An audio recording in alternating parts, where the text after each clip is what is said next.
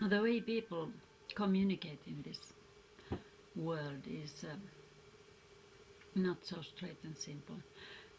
It's not only words with what we express ourselves. It's also the way we move, the way we dress, and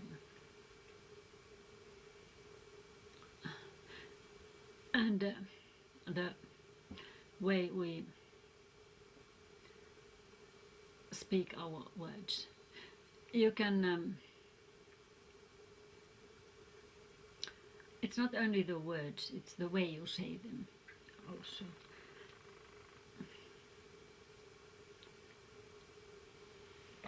For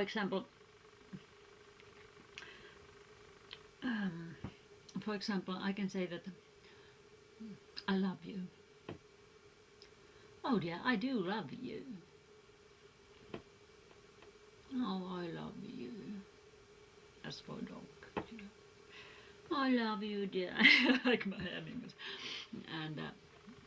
And then there's I can love somebody without ever saying it, and yet it's a very concrete and very existing thing, that feeling. It affects everything I think and do, and how I move and dress, and the feeling towards somebody else. I don't know if that's a wise thing to feel like that, or take your emotions so wholesome, but when you have strong emotions, they tend to take over you and your. And it's very, yes, I think it is a thing that you have to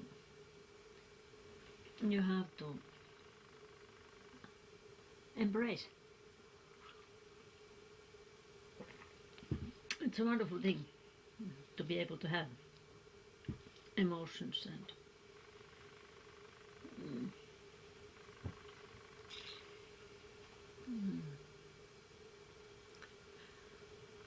just to cut the crap and feel and do it. Like, phew. It's great. Oh dear. There's some ice and snow falling from the roof when I bang my fist. Ice comes down. Anyway, yes. Like rainy days have the charm. I like somehow the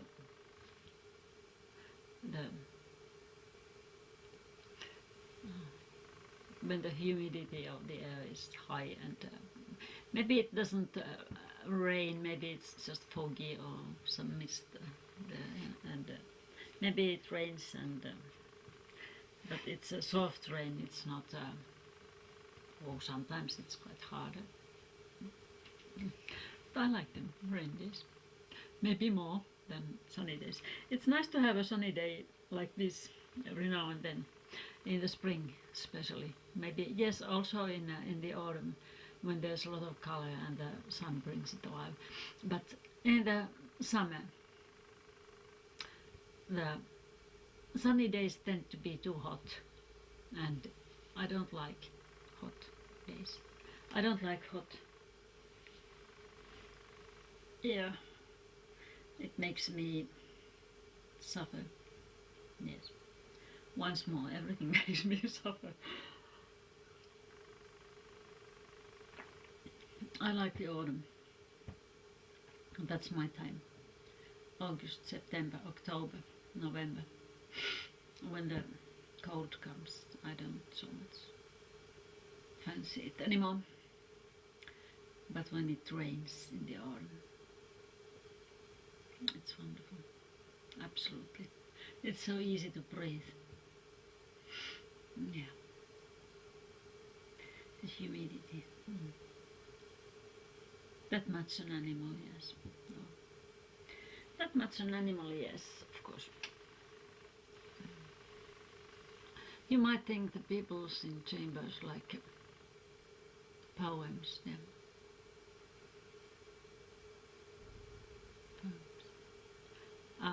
Paavo is a scholastic, yes. He's drawn the line. He doesn't have emotions towards any living human beings, and that's a very. He's drawn his conclusions, and that's his decision. And that's it. Very straightforward, and that's what causes him to choose death. Because if we deny our feelings, if we deny the obsessions and passions and charms, there's nothing left. You can have your ambition and things like that, and they can carry you to a certain point, but no further. They are not enough. Something else needs to exist. Paavo has been experiencing. He has been loved. He knows what it's like to love and be loved. And losing that, denying that level of emotion, he kind of denies life. And not all the people who are scholastic and only theoretical in their life are ambitious in that way. Not all the people are like that, because most of them, I think, have not experienced love in any way. It's rather a scarce experience. For example, in many homes, the children are not hugged and kissed and held in the lap because I don't know. Because it's weak. Because it might be pedophile. Make you a pedophile to hold your kid in your lap, and so you deny it. The tender feelings towards your kids, the tenderness and all. And then it's just words.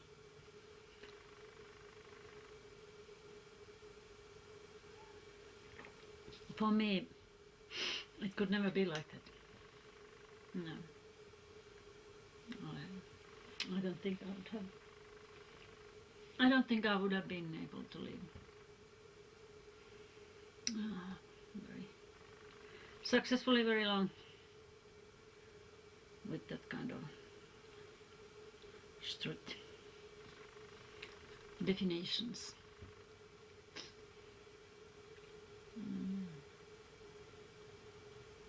Another friend, I learned of the death of another friend from the 70s, and we met sometimes at 80s and still some years ago. She was a very charming girl with a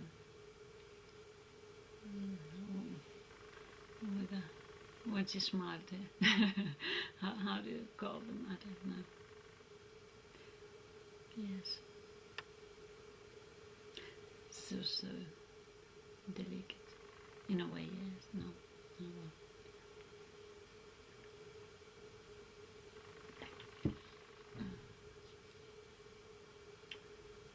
She just somehow gave up a long, long time ago. A lot of medication and things like that. People believe it. When they're told that you're depressed, you have to take this, you have to take this, you have to do this, you have to do that. And people believe it. They think they're sick and depressed and act accordingly. I think she was a kind of a victimized. They mixed her mind up. She had nobody. Everybody left her. She was alone, and it was not so nice. No, sorry. You have to be kind of selfish and egoistic, hard. Don't believe your doctors and the so-called authorities. Use your own brains. Make your own decisions.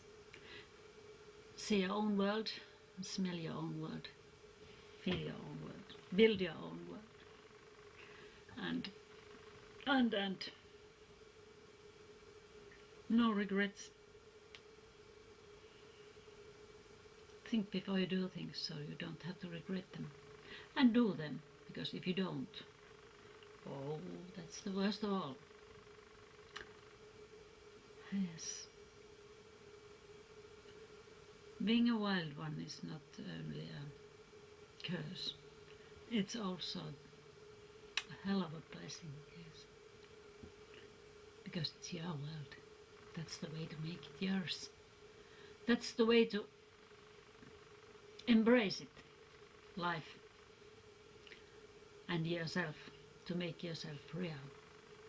Not only by words, but also by actions, emotions, everything.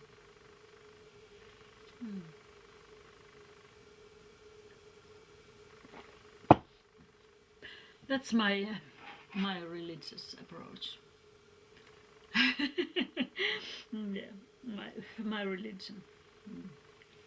Yeah, I remember that when my eldest boy was maybe he was 17 or 18, and we must have had a discussion what are they going to do with your life and things like that. And he said that he was gonna create a religion of his own.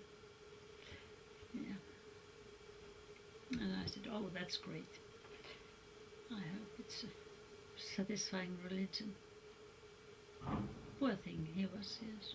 He was always scolded. He was so he was so small when he was a kid.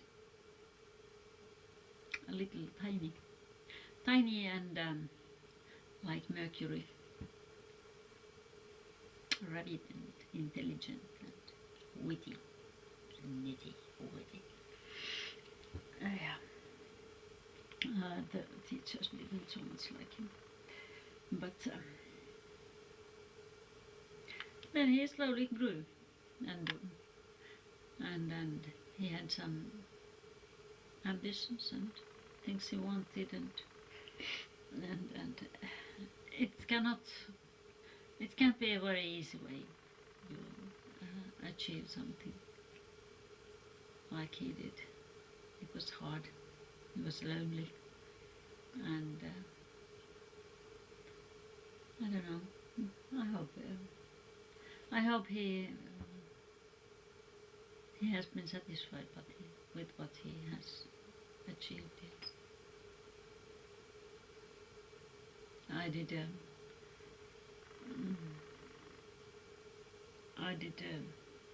fly with him some couple of years ago.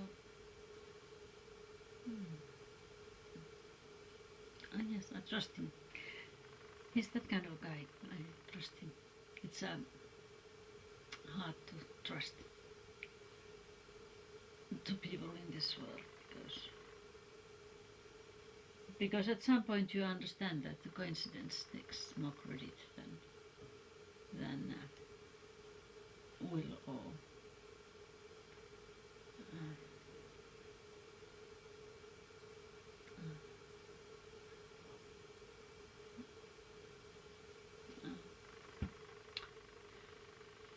So